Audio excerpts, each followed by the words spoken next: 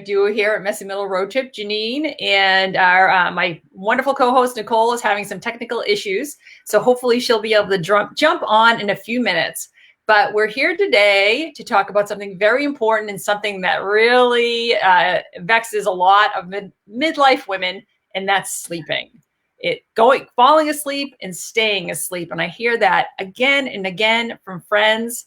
And we all seem to be in the same boat. We can't turn our minds off. We can't fall asleep. And it really has an impact on our day-to-day life, our moods, our just ability to find joy and have fun in life because we're exhausted. So luckily, we have a sleep expert and coach on today. Krista Cumming was our guest on last week's podcast. And if you have a chance to go check it out, it is episode 74 at messymiddleroadtrip.com. And we talk at length about why women in midlife have trouble and what we can do to make it better. But she has so graciously offered to come on live and answer your questions. So if you are watching right now and you have a question, pop them in the comment box and we'll take care of that. And I do have a few questions that I got beforehand. But before we start, Krista, tell me why someone would need a sleep coach. Well, I would say someone would maybe seek out the help of a sleep coach if they're not waking up feeling that like they're restored anymore, and they're having difficulty falling asleep, staying asleep. If something's just changed and they're not getting that restorative sleep they once have had. So you might want to look into what is going on, because sleep is so dynamic. There's so many different moving parts, and sometimes it's not even one little thing. Small tweaks can make a big difference, things you don't even think about that could be affecting your sleep. And sometimes when you have somebody come in and examine your lifestyle and what you're doing on a day-to-day basis, someone can almost see those little blind spots. And some of those tweaks can make a big difference and hopefully get you back to sleeping again. And so you feel better the next day too. Yeah. So your company is My Midlife Mentor. Right. And so that you're talking about every aspect of midlife and helping women ease into the second half. How much of it is sleep related? Do you think? Do people come to you and say, oh, I need to sleep? Well, it impacts everything in your body. Like, everything is enhanced positively or negatively if you're not sleeping well. So your mood, your energy, how you react to your family or your husband. I know if I don't get a good night's sleep, I'm a little snappier and not so fun to be with.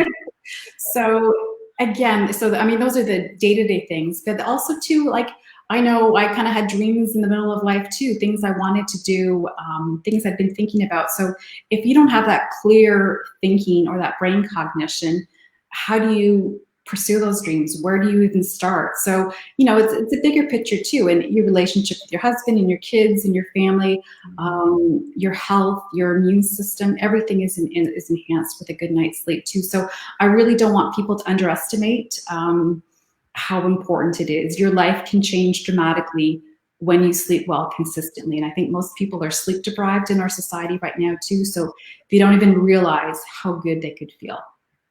Plus, it's almost like a badge of honor. Like, people will say, I may remember saying, oh, I'm so busy. I only get 5 hours of sleep a night, almost like they're proud of it. You hear that all the time. Like, the busier, the better. So yeah, I think it's super important. So let's jump into the questions. Okay. So our first question is, and this is common, happens to me, happens to probably everyone watching. How do I turn my mind off to fall asleep? And even worse, when I get up, because I wake up every single night, how do I avoid getting the loop started and, the worry about what's going on the next day or some other stressor or something in my life that keeps me awake? So what can you do to turn your mind off and to really fall back to sleep or get to sleep? Right. I think it starts it starts early in the day too. It's sometimes dealing with some of those things you might find uncomfortable or that you're putting off during the day, whether that's a conversation, whether that's something that, deep down is kind of going on and you're putting it off.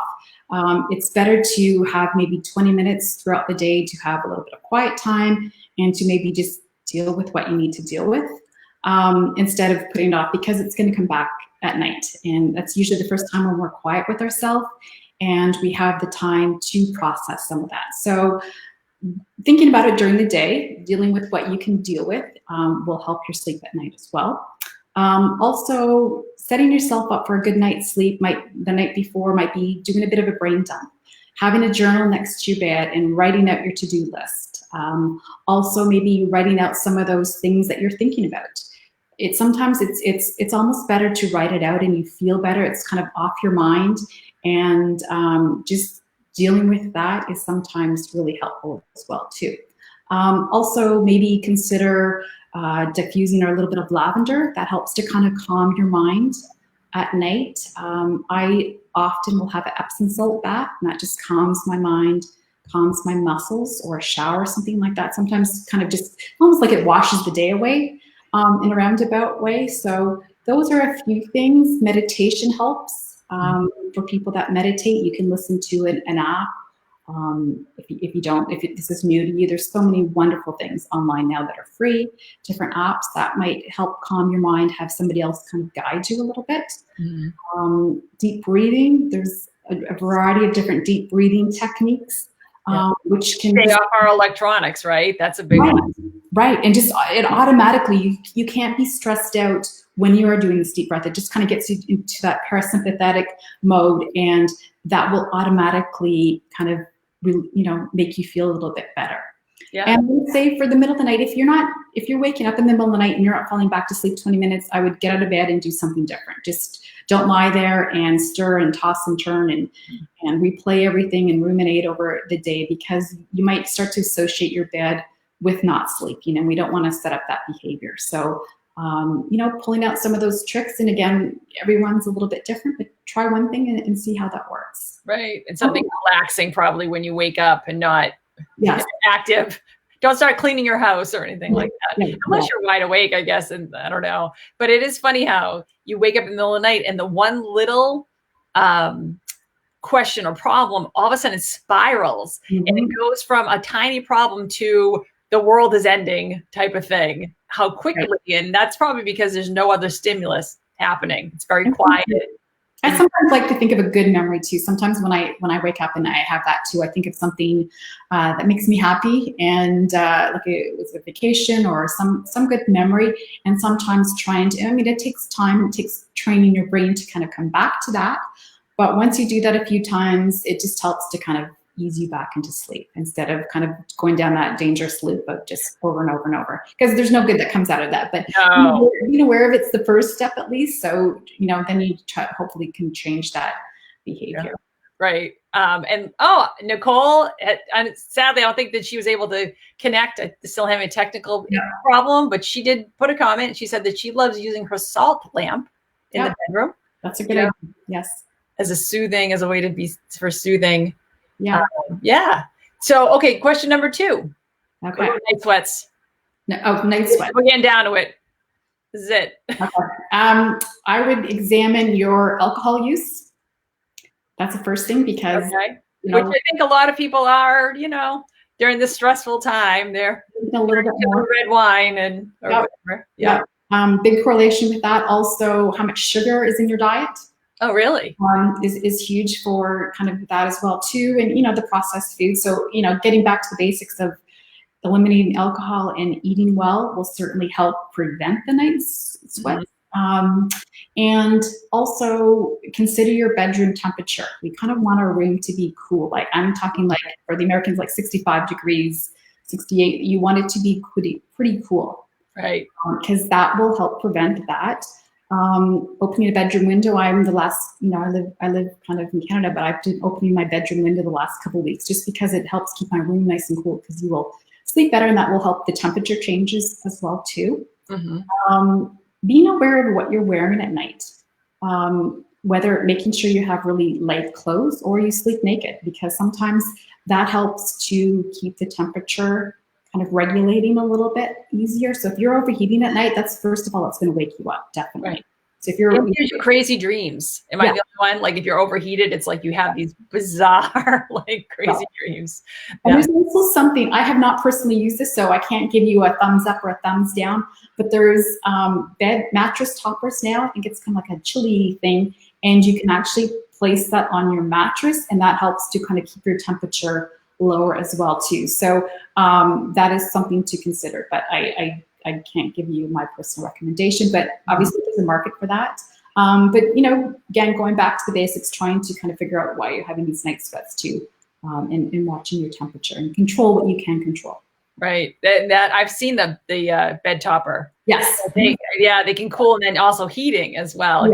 Yeah. So that's really a cool thing. All these amazing things, all these products. That's great advice. And, it is something to think about, because especially we live in the Northeast. So in the winter, you're freezing. So you go to bed with like layers and layers on. You're like, why am I? Right. So Nicole said that she loves to snuggle under her weighted blanket in a cool room. And she sleeps best with weight, which I've heard a lot of people do for stress and anxiety. You get the weighted blanket, and that's a thing. Mm-hmm. And I want to say hi to Samantha. She just came on to say hi. So the next question is, would a bedtime routine work? Like that we all put together a bedtime, those of us who are mothers put together a bedtime routine for our kids when they were little to get them ready for bed and get them in. Would the same thing help as an adult to prepare your mind? Absolutely. Like I know in my sleep program, one whole area is a bedtime routine and trying to nail it. You can actually train your brain and your body to fall asleep if you have those sequence of steps that you do consistently.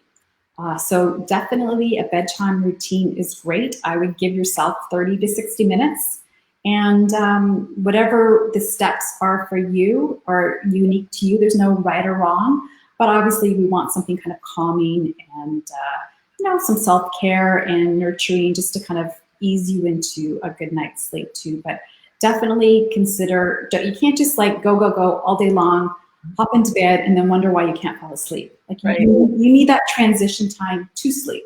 But I think we kind of forget to do that because we're taking care of everybody else and doing probably way more than we should be doing. And we need that special time to transition to sleep so we can fall asleep easier. So just find the sequence of steps. There's no right or wrong of what you like to do every night, and do it consistently, and you can train your body to fall asleep. Yeah, that's important because, I find if I watch a stressful show and then try to fall asleep, I can't. It's amazing. Like if you don't give yourself that little buffer time, I used to watch The Walking Dead and then didn't know why I couldn't fall asleep. I feel like, because I'd be so stressed about Rick and the crew, what's going on. But it is funny. You do need that transition time without electronics, without, and just to quiet down, turn the lights down and that type of thing makes a difference. Lights is a great thing to do now too. We want to make sure we don't have those big overhead lights going till we turn off the lights too. You can dim lights, have a little bedside table light. That's probably a little bit better too. A little more depth. Yeah. So one more question, unless we get some in the question box. And we did talk about this on the podcast. So again, if people want to go check out the podcast, you can find it at the messymiddleroadtrip.com. But what about supplements? So we're always hearing, and the information changes. One minute we're supposed to take vitamin D, next minute we're not, whatever. But is there something that actually helps for sleep and that's safe? And what would you recommend? The one supplement I would probably recommend if you're, I don't want to recommend a zillion supplements because I don't want everyone's, medical or health history and all that to just be general. If I was going to choose one for women for sleep, I would probably consider magnesium. And that helps to kind of calm your body, calm your mind. Most people are severely deficient with magnesium as well too. And if you have a super stressful lifestyle, which many people do, that's going to take some of that magnesium out of your body as well too. So that would be the one that I would supplement with. And you can read the label again. There's depends on which company you're using. I use personally a magnesium biglycinate, and it's good for absorption. That would be good. If you have constipation issues, you might recommend a magnesium citrate. That might be a better option as well too. But also consider too that Epsom salts have magnesium. So when you're having a bath at night, that's why that can be helpful as well. And just how you're absorbing is a little bit different than taking a supplement. So there's no one magic cure, but again, getting a little more magnesium in your life will certainly help. And there's so many other things too, not even just with sleep. It just, 300 processes that it helps in your body. So it's a great one supplement, especially for women at this point in their life to help. Yeah, that's good advice. I never even thought about the Epsom salts because we do have some for after working out and things like that. And it really didn't even occur to me that it would be absorbed through your body like that too. Yeah. So that's good advice and a way to relax into the evening. Right. Well, great. So that's all the questions we have. Do you have any last tip? Any last? I would say just make it a priority. You can sleep in the middle of life, and make it a priority. Just small tweaks in your day-to-day life can make a huge difference. And if you're stuck, don't give up and just keep pursuing it. And you can get good sleep in the middle of life. So then you can kind of, live the life you want to live. So don't settle for poor sleep. Yeah, and live longer and healthier and happier and everything else. Everything else. That's excellent. Absolutely. Krista, where can everybody find you? I'm on Instagram, which is My Midlife Mentor. Or you can, I guess, check my name. That'll probably show up there too. I also have a free community group that is a bit more specific and gives, I do a lot of learning in there as well too. And that is called I Just Want to Sleep Community. And it's through Facebook, and it's a Facebook group, and you can kind of just request to join, and you are welcome to join my group. And that should help as well too. Mm-hmm. All right, great. Well, definitely go check out Krista's stuff on Facebook, Instagram, check out her private community. I know you can't sleep. I know it. So she'll be able to help you. Yeah. And we thank you for coming on, Krista. We really appreciate it. Thank you. And thank everyone who showed up today. And until next time, thanks for riding shotgun. Bye. See you later. Bye.